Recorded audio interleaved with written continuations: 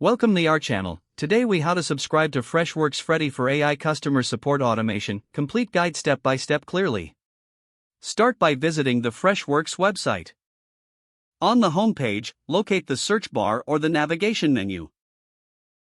Type Freddy into the search bar or look for the AI customer support section in the menu. Click on the link that takes you to the Freddy page.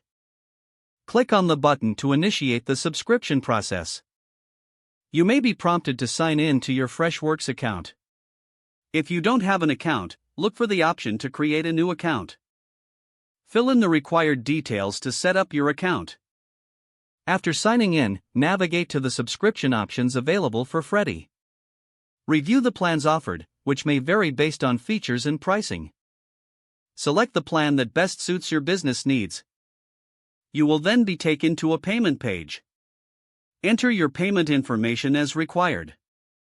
Double-check your details before confirming the subscription. After confirming, you will receive a confirmation email. This email will include details about your subscription and how to access Freddy. Log into your Freshworks account to start exploring Freddy. From your dashboard, navigate to the AI customer support automation features.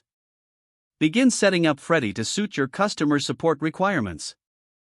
Follow any additional prompts or tutorials provided to optimize your setup.